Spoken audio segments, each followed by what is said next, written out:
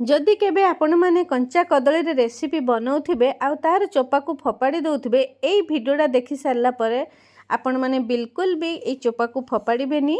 आ ए video रे देखि सारला परे मु केमिति रेसिपीटा बनउची आपण माने बार बार बने की खाइबा पई इच्छा हबो। तो आज मु नेई आसीची ए कदली चोपा रे कदली चोपा पतुआ जोटा कि खाइबा पई टेस्ट रहिबो। भात पखाल जहाँ भी सहित खातु बहुत बढ़िया लगे। नमस्कार मु पुष्पिता पुष्पिता फूड कॉर्नर को आपन को स्वागत। वीडियोटी जदि भल लगुता है लाइक शेयर करदे, चैनल जदि नुआ थे तेज सब्सक्राइब करदे। चलते वीडियोटी स्टार्ट करवा।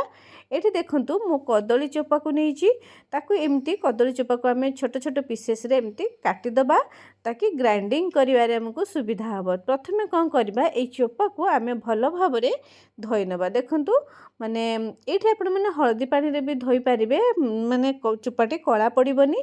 तो ये आम भल भाव धोई नवा। ये माने कदली चोपा को आमर पेस्ट बनवार अच्छी। तो मु ग्राइंडर जार रे दे देइछि सब चोपा को धोईकी।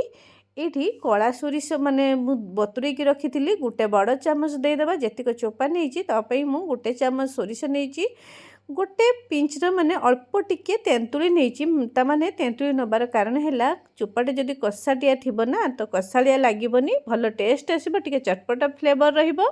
तो तापाई मु रसुण 6-7 कला रसुण नहीं आ सुखला लंका जीरा गोटे चामच देदेबा। यही सब मसला देकी आमे कौन करवा ना ताकू पानी अल्प देकी ग्राइंडिंग करिया। देखंतु गोटे स्मूथ बैटरटे आमे प्रस्तुत कर देइछे।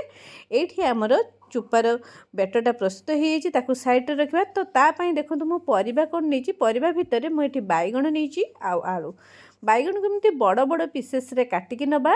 आलू ठारू टिके बड़ करबा आलूटा छोट छोट पीसेस रे। तो ताकू मु पानी रे एमती रखी देइची। एठी प्रथमे कढ़ई बसै दबा। कढ़ई रे पानी दे दबा अल्प किछि पानी दबा लूण हलदी दे दबा। ताकू आमे माने एटा जस्ट उषुम हे आसीबो। देखंतु फुटी आसीबो से स्टेज रे आमे कोन करबा ना जो धोई की रखिथिले आलू आ बैगण को दे दबा। आलू बैगण सिझिया पई देखंतु भल भाव रे आमे से लूण हलदी पानी रे मिक्स करि दबा। ताकू कवर दे दबा। एठी आमे कवर देकी 2 मिनिट ताकू सिझिया पई छाड़ी दबा। देखंतु एठी जस्ट माने 60% सिझी आसीबो बैगण। तो आमे कौन करबा ए स्टेज रे कवर खोलिकी जो आमे पेस्ट रखिथिले कदली चोपार पेस्टटा तो से सब को आमे दे दबा। ताकू भल भाव रे आमे मिक्स करबा। तो एमिति कौन करबा मिक्स करिकी ताकू एठी देखंतु एई सब मिक्स कर साला परे आमे एठी गोटे चामच कंचा सोरिष तेल दबा। एई पतुआरे सोरिष तेल देले बहुत बढ़िया टेस्ट रहिबो बास्ना भी मध्य भल आसीबो। एठी देखंतु यही पतुआरे यही सब तेल आउ जो कदली चोपा बैगण को आम भल भाव मिक्स करदबा। ये 60% सिझी थिला। तो ये सब माने बेटरटा दे साइला परे आमे पुणी ताकू सिझिया पई छाड़िबा। आ पानीर आवश्यक पड़बनी एठी अधिक पानी दबानी कहीं ना एटा सुखा सुखा ही रहिले पतुआटा भल लागिबो। देखंतु मु 5 मिनिट एमती सिझिया पई छाड़ी देथिली।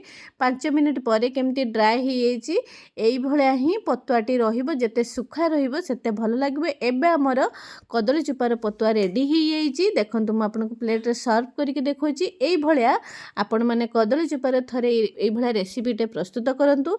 आ रेसिपीटी आपनको कि भलिया लागिला फैमिली फ्रेंड मानक सहित शेयर करंतु।